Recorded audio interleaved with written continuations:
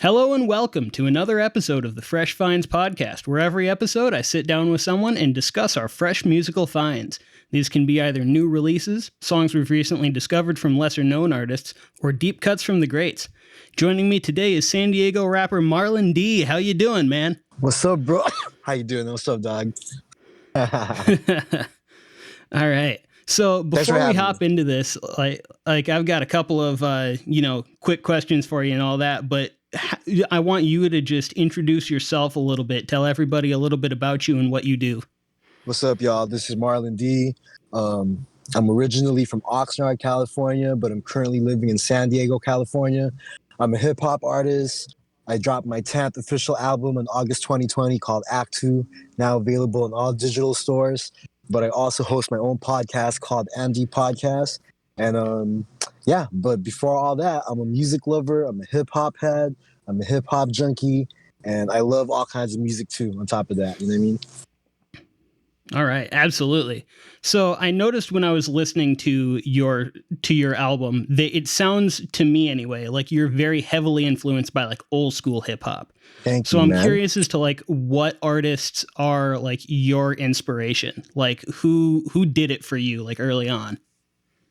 So early on, growing up, because I'm originally from the Philippines. But I didn't arrive in the U.S. to like 1995. I was 10 years old. So my family is in Oxnard, California. So we're out here in the West Coast. You know what I mean? Yeah, absolutely. So, of course, the influence of what Dr. Dre, Snoop, Tupac, Death Row Records, and everything that Dog Pound did, and just the whole West Coast aspect of the hip hop game, I was definitely raised off that. But as the years went on, and I picked that up for sure. Thank you, man. As the years went on, we grow up. I'd be, like in high school years, I would say, like even in junior high years, because I came here when I was in 4th grade. But by the time I got to junior high, I started studying everything like East Coast, like Wu-Tang, of course, Nas, Jay-Z, Biggie, like Tribe, Redman, everything. And then, of course, like Dilated Peoples. And I can go on and on about my influences.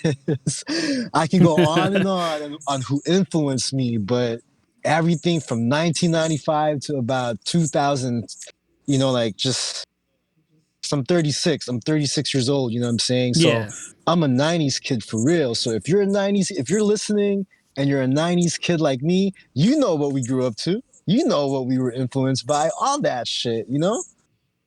Hell yeah, man. All that. Perfect. So I'm also curious, because you're still a pretty underground guy.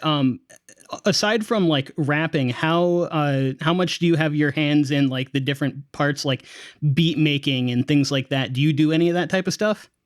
Actually, for Act 2, I definitely co-produce about 8-9 songs with the help of my homie Hash Beats. I definitely picked the samples myself. I definitely had a say on like which drums, kicks, like snares and bass lines that I wanted. I fucked around with the patterns myself. I've tried to lay some down, like I was hands-on with the producing more this past album,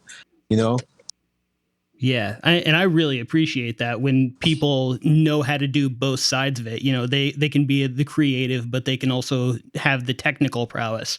I think that's very, very useful. I couldn't have done it without the team, we all need a team. We all need people who make beats, but I'm a little anal when it comes to my music and a perfectionist. So sometimes I feel that for sure. Sometimes it's good for me to just have a say on how exactly I want the beats to sound. Yeah. All right. Just absolutely try to make a classic album and try to have more say in it and be hands-on from top to bottom, start to finish, And I definitely dug some of the samples on the record too. I thought that the sample on Change Is Gonna Come, the Sam Cooke tune, or what version of that song was it? Because I know that there was Sam Cooke, there was Otis Redding that did it. Like, which version is that you sampled? I believe we did the Sam Cooke. That's what I thought. I believe. But there was another one. I'm sorry, bro. Don't quote me on this. There was another guy besides Sam Cooke that did it, and I think it was the other guy. I'll figure it out though, All right. because there was two Well, versions. let's. There was a Sam Yeah. Cooke version, and Like I there's said, I another think it version. was Otis Redding. Okay, cool. All right. Well, let's hop into it. I figure I'll do the first tune, and then we'll kind of go back and forth, so that then you get to have the closer, right? Oh, no doubt. Thanks for having me, by the way, All bro. right. It's a very dope Yeah, concept, no man. problem. I was really happy when you reached out to me. I thought that this was great. Because, for the longest time, it's just been me and my friends, bullshitting about music. Like, I get to chat with random fucking people about great music. Like, this is a fucking dream, honestly. Michigan in the house. What? Hell yeah. All right. So my first song is called Take a Hit by an artist called PREACHERVAN.